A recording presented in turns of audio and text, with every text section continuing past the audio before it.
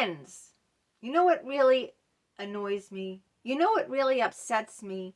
You know what causes me a lot of deep emotional pain?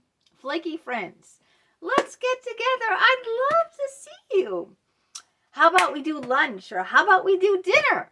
Sure, I'd love to. Awesome. Wait till I get back from my vacation. I'm going away for a week, but when I get back, we're going to make concrete plans. Well, she's been back a week. No plans. What about when you do make concrete plans? Like my other bestie, Holly, had firm concrete plans to see her, to go over her house. She just bought a new house. She got a new cute little white poochy dog, poodly dog. And she says, oh, you haven't seen my pooch. I said, I haven't even seen your house.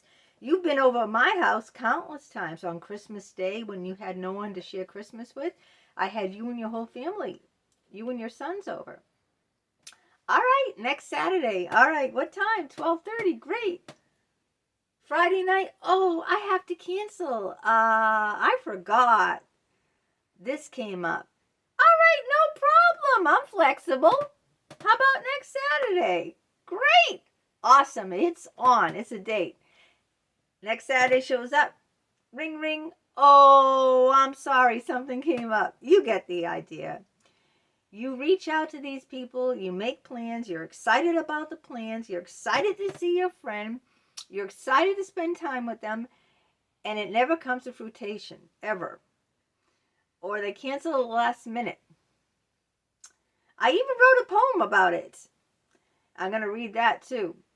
Hi, I'm Sandra Wyllie. In case you're new to this channel, this is my mental health channel where I talk about my own personal struggles, having borderline personality disorder, complex post-traumatic stress disorder, anxiety, depression, narcissism, and my narcissistic mother who was abusive to me, schizophrenia, and I talk about my dad, who I wrote a childhood memoir about, life with my schizophrenic father. I talk about my unethical psychologist, who I had sexual relationships with for years and took the licensing board. But primarily, I come on as a patient advocate, so you won't feel so alone in your struggles with mental illness, too. And so we erase the stigma behind mental illness.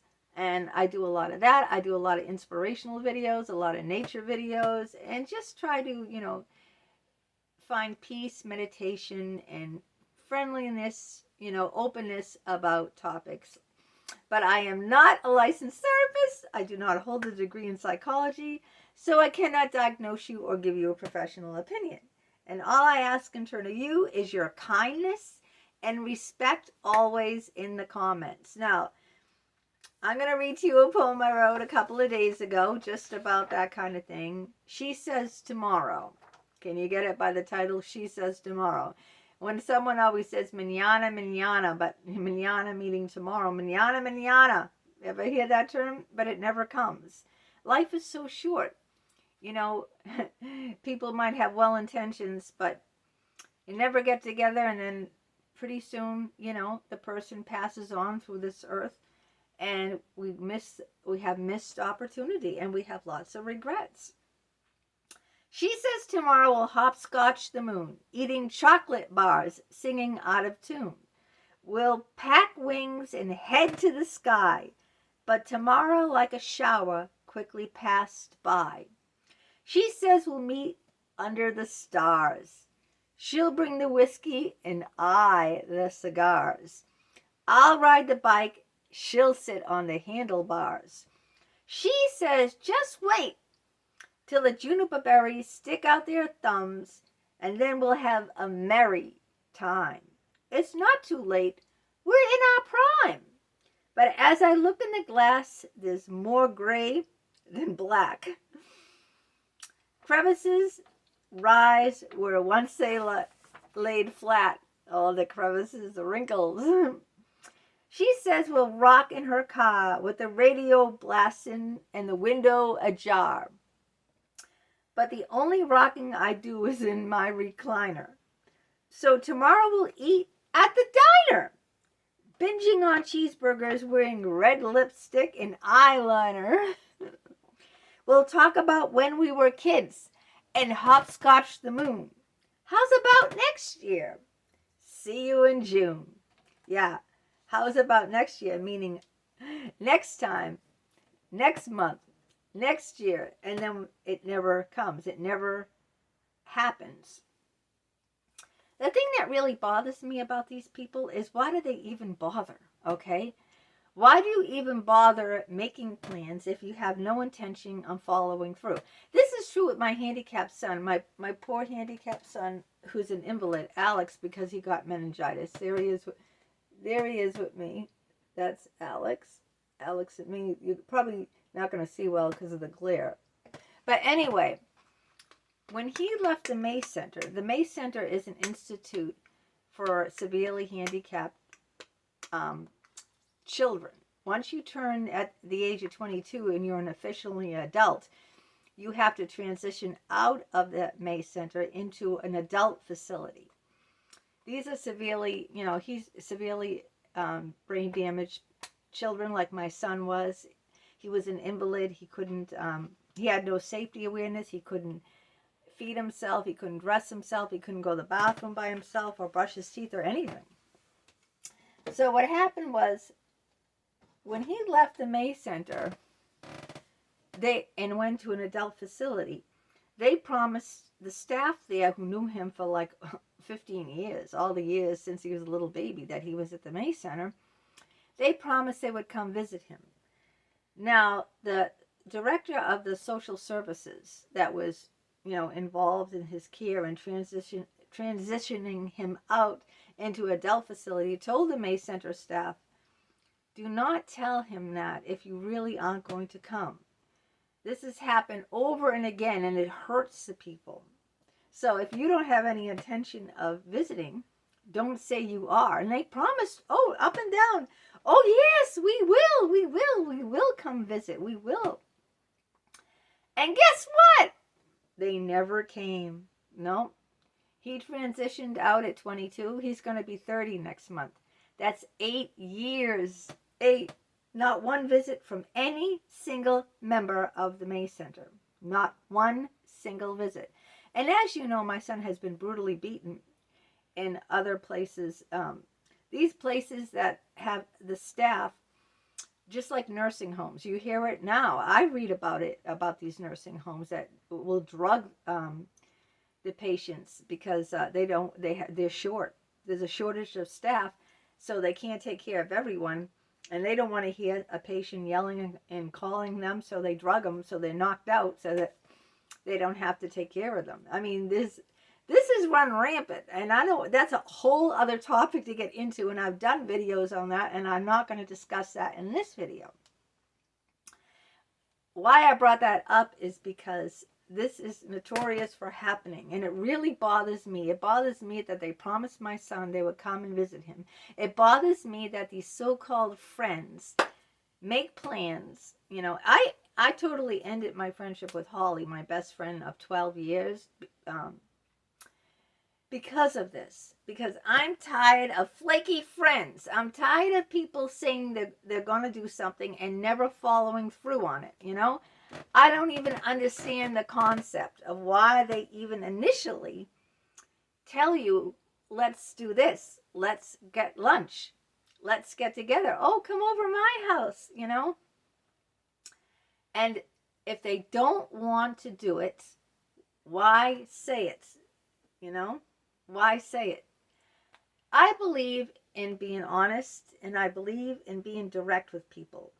I don't believe in being flaky, flaking out on people. If you really don't want someone's company, then don't act like you do. This is what gets me really angry.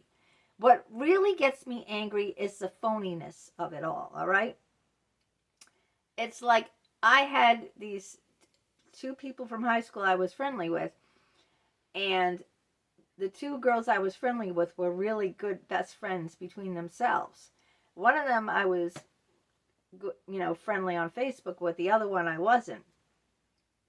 Well, I friend requested one of them, and she deleted my friend's request. You can tell if someone deleted your friend request on Facebook because you look at their profile. If they did not delete your friend request and they accepted it, it would be friends. If they did not delete your friend request and did not accept it, it would say on their profile, friends request pending. Friends request pending, what it would say. It didn't say either. Now, it didn't say add friend. It said nothing except message. So we're not friends. There's no friends request pending. It just said message. So if you delete someone's friends request, they have no idea that you did that. If you want to know if that happened, you just go to their Facebook page and it will say nothing. It will say message. Now, I went on my husband's Facebook page and looked up that same woman, and it said add friend. So I knew. I look into all the, things. I analyze everything and look into the details of, why did this happen? How can I find out if this person, deleted my friend's request or has blocked me or has unfriended me or unfollowed me? I look into all this because I want to know. I don't want to be a fool for anyone. Well, she was telling the other girl I'm friends with, oh, Sandy doesn't want to be friends with me, acting like it was me shunning her, when in reality, how could she possibly say that when I was the one who sent her the friend's request? See, she was lying. So I think these people who flake on you, I think they want to act like they're the friendly Miss Sunshine. Oh, yes, let's get together. Let's make plans. And the onus is on you, but it isn't. They're lying to you. They don't want to get together with you, because if they wanted to get together with you, they would. If they wanted to, they would. If they don't want to, they don't do it. Don't listen to what people say. I never take what people say, okay? Only with a grain of salt. Only with a grain of salt. It's their actions, all right? What are they actually doing? Do you get together for lunch or not? Do they pick up the phone and call you or not? Do they follow through on their plans or not? I don't care what they say. I could say 100 things. I could say, I love you. You're wonderful. You are the most special person in the world. And it's all bullshit, It doesn't mean a thing. Watch what I do. Watch my actions. Watch the person's actions. Someone who genuinely likes you will make time for you, all right? You always make time for the things and the people that you like. I make time for these videos every day. I don't get paid any money for these videos. Not enough people watch my material to actually monetize, but I don't get any money,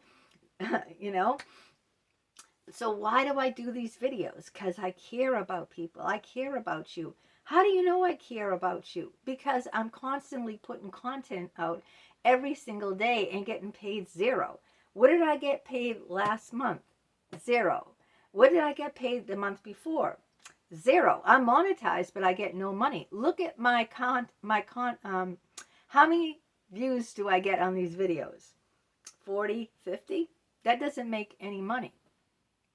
You have to get hundreds of thousands of views to make money, all right? Hundreds of thousands. I'd have to get maybe 30, 40,000 views every video to be making money. I don't even get 100 views. It's a joke. But what do? I come on every day and I put on, I work hard, putting out videos, taping the videos, editing the videos. Making sure they look good. And I do that because I really care about people. This is important to me. And how do you know? Just by my word of mouth? No, you know because you see every single day a video is coming out from me. Now, next week, I'm going on vacation to New Hampshire, Hampton Beach and water country. So I will not be putting any videos out for a few days. I'm going away Thursday, Friday, and Saturday. So Thursday, Friday, and Saturday. So 3 days, there will be no videos out. I'll come back on Sunday and put a video out. But because I will be away, I will not be putting a video out. Just to give you a heads up on that.